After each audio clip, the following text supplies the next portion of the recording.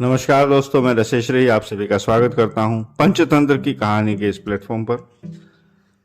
दोस्तों, आज की कहानी है चूहिया का उपकार। तो चलिए आज की कहानी शुरू करते हैं। जंगल का राजा शेर जिस गुफा में रहता था, उसी गुफा में एक छोटी सी चूहिया भी बिल बनाकर रहती थी। जिस जानवर का शिकार शेर करता था, उसी के बचे कुचे मांस को कुतर कुतर कर चूहिया अपना पेट भर लेती थी। एक दिन दोपहर के समय शेर अपनी गुफा में सो रहा था। उसी समय चूहिया को भूख लगी और वह अपने बिल से बाहर निकली। उसने वहां पड़े मांस के छोटे टुकड़े को कुतर कर खाया। पेट भरने के बाद वह इधर उधर फुदकने लगी। तभी वह शेर के शरीर पर चढ़ गई, जिससे उसकी नींद खुल गई और उसने एक ही झपट्टे में चूहिया को पकड़ लिया।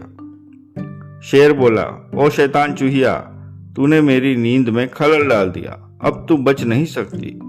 चूहिया डर गई और बोली, महाराज, मैंने जानबूझकर कुछ नहीं किया। जो कुछ हुआ अनजाने में हुआ, मुझे क्षमा करें। बदले में मैं भी आपकी भरपूर सेवा करूंगी। शेर हंसा और बोला, तू मेरी क्या सेवा करेगी, लेकिन जा, मैंने तुझे माफ किया।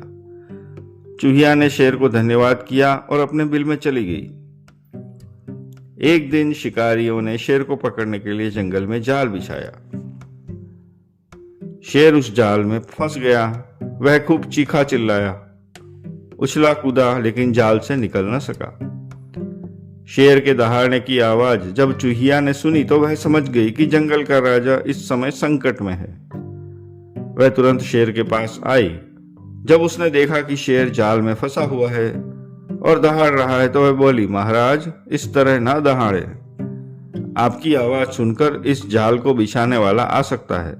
आप शांत रहें और मेरा कमाल देखें। शेर शांत हो गया। चूहिया ने अपना काम शुरू कर दिया। वह जाल को कुतर कुतर कर काटने लगी।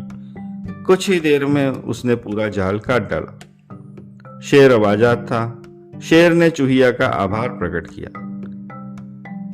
तो दोस्तों, इस कथा का सार है, नींद में खलल डालने के बाद जब शेर ने चूहिया को पकड़ लिया था, उस समय यदि वह उसे मार डालता तो निश्चित जाल में फंसा रहता और शिकारी उसे पकड़कर ले जाते। क्योंकि उसने चूहिया को प्राण दान दिया था, सो चूहिया ने भी संकट में पड़े शेर के प्राणों की रक्षा की। छोटा होने का यह तात्पर्य कदापि नहीं कि वह किसी के काम नहीं आ सकता। खोटा सिक्का भी कभी कभी काम दे जाता है। तो दोस्तों, आज की कहानी समाप्त होती है। नमस्कार।